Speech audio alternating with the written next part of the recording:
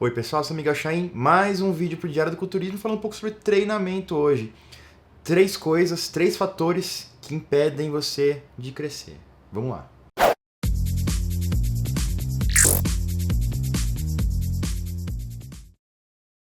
O primeiro deles é um erro básico que muita gente comete, e um dos maiores culpados, os maiores vilões por isso acontecer é a internet, é o Instagram, Facebook, enfim, as pessoas que a gente segue, que é muito volume e muita intensidade. E o que nos leva a dizer que é a filosofia do no pain, no gain, que tem que ser sempre lá, mata, mata, mata, mata, mata, vamos dar o máximo o tempo todo, não vamos deixar nada na academia, tem que sempre sair morto, tem que sempre dar o máximo de si o tempo todo, e tem que ser intenso o tempo todo. A gente tem uma sequência a seguir, que é estímulo, recuperação e adaptação. A gente tem que dar um estímulo, obviamente, mas tem que permitir a recuperação para que haja a adaptação. Se a gente treina com volume alto o tempo todo, intensidade alta o tempo todo, a gente impede que ocorra a recuperação, concomitantemente vai impedir que aconteça a adaptação também. As pessoas treinam pesado o tempo todo, não tiram uma semana de deload, não fazem os treinos mais leves, não programam essa periodização que é tão importante dentro do bodybuilding.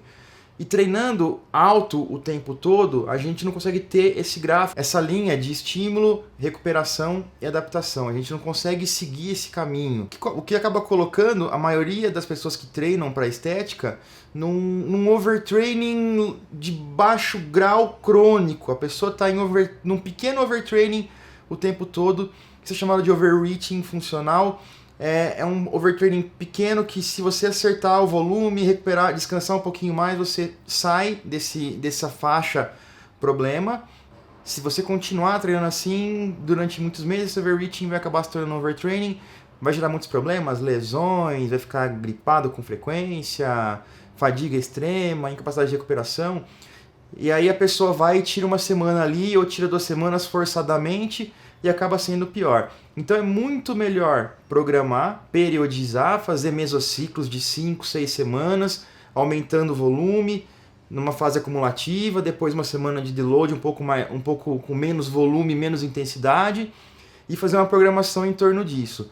Para bodybuilding funciona muito bem, trabalho com meus clientes há muitos anos assim, os resultados são fantásticos. O grande problema é conseguir convencer os marombeiros a fazer uma semana de deload, a fazer uma semana mais leve, a programar isso, e convencê-los que nem sempre treinar pesado é o mais importante, que nem sempre sair morto da academia o tempo todo é importante. É importante treinar pesado, precisa dar o máximo de si, mas também precisa seguir o programa e tem que ter uma programação bem feita, fazer aquilo que o programa pede. O fato de você conseguir treinar mais não quer dizer que você deva treinar mais o tempo todo. Muito cuidado com isso. Segundo problema, ou treinos muito específicos, ou treinos muito variados, ou tudo junto ali. A especificidade é extremamente importante no treinamento esportivo, extremamente importante dentro do bodybuilding também, inclusive. Muita gente acha que não. É muito comum a gente ver vários coaches, vários treinadores, vários personal trainers esquecendo de princípios fundamentais básicos do treinamento, especificidade, enfim, sobrecarga progressiva, não se leva isso em conta, e por isso que a gente vê tanta gente demorando tanto para ter resultado, ou tanta gente dependendo tanto de drogas hoje em dia para atingir esses resultados. A gente pode quebrar isso em 2 problemas. Primeiro problema, muita especificidade. Então a gente vê hoje muita gente, mesmo iniciantes, fazendo muito movimento estrito demais. Então a gente vê muito elevação lateral curtinha, tríceps curtinho, não sei o que, pá, bombeando, ou fazendo um movimento muito rápido, muita supersérie, muito drop set, muitas técnicas de intensidade que seriam importantes, que ajudariam muito um atleta muito avançado, um cara que tem 5, 10, 15 anos de treino, que compete, que precisa de mais qualidade muscular porque vai estar extremamente seco no palco, que precisa de mais cortes profundos ou de mais detalhe muscular porque vai competir, falta um tequinho ali, falta um pouquinho de deltoide medial para melhorar a qualidade do físico dele. Isso não é verdade para quem está começando. Quem está começando deveria seguir uma estrutura de treino mais geral, generalizada, não específica. De acordo, mais uma vez, com princípios fundamentais, existe uma progressão de treino ao longo da vida do atleta, da carreira dele, que para quem treina bodybuilding, para quem treina por estética, essa carreira de treino, a gente pode dizer que é a vida de treino toda dele. Tem uma progressão dentro da temporada, caso ele vá competir. Então, geralmente, uma temporada e uma vida de treinos, a gente pode colocar dessa maneira, começa de qualquer esporte. E isso deve ser incluído, pelo amor de Deus, o bodybuilding também. Treinos mais generalistas, menos específicos, e quanto mais chega próximo da competição, menos geral fica, mais específico fica, menos volume, mais intensidade, você faz a programação toda para dar pico, enfim. Não é nem um pouco simples como parece, não é só chegar lá, 3 de 10, não é só chegar lá, vamos fazer até alcançar, até a fadiga que vai dar certo, sai morto da academia, é muito mais que isso. Treinamento é uma ciência e a ciência do treinamento é muito esquecida. A gente vê muita gente, muito coach postando artigo científico, olha só, o artigo prova isso, prova aquilo, e esquecendo o básico da literatura, os livros, o grosso, aquele monte de livro, fisiologia, biomecânica, fisiologia do exercício, anatomia, eles esquecem tudo isso, deixam tudo isso de lado para analisar um artigo que pode estar com um problema de formatação, um problema de implementação, um problema enfim, né? Um artigo hoje não quer dizer muita coisa, a gente consegue provar pontos dos dois lados dos artigos científicos. Se eu quero provar que o céu é vermelho, eu vou conseguir encontrar um artigo falando isso. Se eu quero provar que o céu é verde, eu vou encontrar um artigo provando isso. Então, o meu conselho maior para quem é coach, treinador, para quem gosta de treinamento, estudem os básicos, dominem os básicos de maneira de core salteado. E isso é muito importante para a compreensão do treinamento e na hora de formular um treinamento correto. Então esse é um problema. Pessoas que precisam, iniciantes, que precisam adquirir massa, acumular massa muscular de uma maneira geral, não necessariamente precisa de arrumar um detalhe no ombro, um detalhe na coxa, eles precisam de mais coxa, de mais ombro, de mais dorsais. Então, treino mais básico, com mais sobrecarga, séries straight sets, que a gente chama séries retas de 10, 12 ou 15, enfim, sem muito drop set, sem muita super série, não é necessário isso no começo. Por mais sexy, por mais legal que seja, por mais... Enfim, você passar um treino cheio de detalhes, não é isso que vai ajudar o principiante. Ele precisa de repetição, repetição, repetição. Fazer os mesmos movimentos muitas vezes durante muito tempo para dominar bem esses movimentos, criar um padrão de movimento legal, bem feito e preciso, para quando chegar a hora de jogar fadiga, jogar intensidade, jogar volume, ele esteja com isso dominado e saiba muito bem executar o exercício, mesmo em extrema fadiga. E aí a gente entra no problema que é muita variação. Mesma coisa. Muita gente varia muito o treino. A ciência do bodybuilding foi muito disseminada pelos Wader, pelas revistas Flex, Muscle and Fitness. O Charles Poliquin, que era um grande treinador olímpico, campeões mundiais de powerlifting, weightlifting, atletismo, ele fala que o bodybuilding é um dos esportes mais insulares que tem no mundo. É um esporte mais fechado. Durante décadas, quem dominava a informação era os Wader, com as suas revistas, e eles passavam princípios Wader, todo tipo de informação que eles achavam cabível para treinamento. Muita gente sabe de treino só pelos Wader. Esquece os livros, esquece a literatura, esquece um pouco da ciência. Tem alguns princípios que são controversos no mínimo. O princípio da confusão muscular, que é, você vai causar uma confusão, cada hora treina de um jeito para que o músculo nunca se adapte. Não é tão verdade assim. Como eu falei, para um cara que tem 20 anos de treino, talvez essa seja uma boa ideia.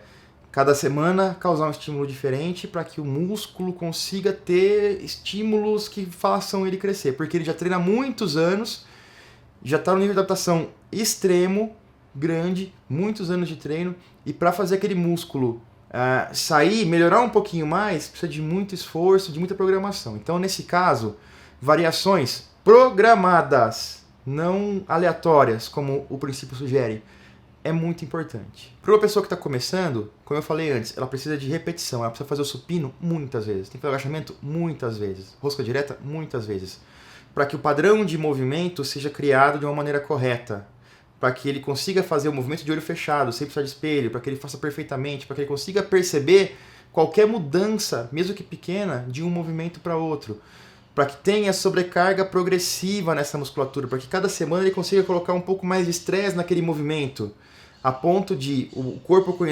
conseguir reconhecer um estresse aumentado, uma sobrecarga progressiva dentro daquele movimento específico. Isso também é vital. Quando as pessoas passam a treinar dessa maneira, variando menos os treinos, elas começam a crescer mais. Eu concordo que para muita gente isso pode ser mais chato, mais monótono, mas a gente tem que também pensar que é uma luta, você contra você mesmo, você tentando fazer um pouquinho mais cada semana. Depende da gente encontrar motivação, depende da gente encontrar uma maneira de deixar isso tudo legal. Eu adoro treinar, amo o treino, não é um lance de não variar exercício que me tira da academia. Então, também, se você precisa treinar cada semana de um jeito, variar, porque você acha chato treinar, talvez seja melhor procurar um outro esporte, uma outra profissão. Terceiro problema, ou muita sobrecarga, ou muita técnica. As duas coisas são problemáticas quando a gente entra nos extremos. Tem muita gente que fala técnica precede a carga. Isso é verdade em termos.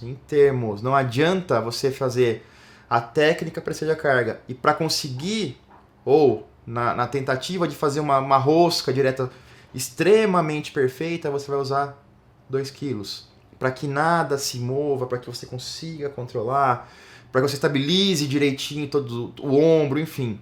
Então a gente vê muitas vezes as pessoas colocando muito esforço em estabilização, muito esforço em postura, muito esforço em fazer uma repetição e uma contração lenta, muito esforço em manter o dedinho para lá ou para cá e esquecem de colocar carga. E no começo isso é importante, óbvio que com uma boa execução, uma boa técnica, mas você deveria evitar esse extremo de tentar tanto fazer uma técnica legal que vai limitar a carga de maneira extrema. Obviamente que uma técnica bem feita, com a contração no tempo que é preciso, com a velocidade que é necessária, vai te permitir usar menos carga do que fazer um pouco mais rápido, jogado, veloz, obviamente. Mas é importante não cair nesse extremo.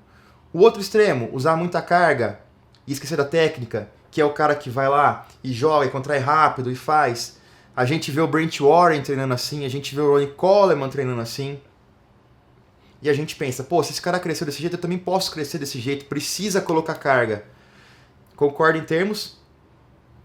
Tem períodos que é importante colocar um pouco mais de carga e esquecer da técnica. Quando? Quando o cara já treinou alguns anos, já vem treinando alguns anos e tem técnica perfeita. Meus clientes funcionam assim, trabalham assim, os de personal training. Depois que ele está há alguns anos, alguns meses, alguns anos treinando, que a técnica dele é perfeita, que o controle de um movimento específico é perfeito, por exemplo, o puxador costas, eu permito que ele estenda a série no final fazendo um pouco de jogo, usando um pouco de impulso. Porque nesse jeito, ele contraiu lá, fez 8 repetições perfeitas, paradinho, execução, ativação muscular ótima. No final, quando está fadigando, eu permito que ele dê uma jogada, que ele puxe com mais velocidade. Isso dá para ele 2 ou 3 repetições a mais. Como ele já tem a técnica muito apurada, muito perfeita, muito enraizada, o padrão de movimento está ali, ele não vai perder tanta contração assim. Então, naqueles 3 movimentos, ele vai ganhar alguma coisa muito boa, sem risco de lesão. É diferente de pegar um cara e começar o tempo todo fazendo assim e nunca aprender a técnica perfeita do exercício, nunca criar esse padrão de movimento perfeito. O cara sempre vai jogar a atenção no lugar errado, é impossível crescer desse jeito e é impossível ficar sem lesões desse jeito. Então, tudo tem, nada na musculação é branco ou preto, tudo são tons de cinza.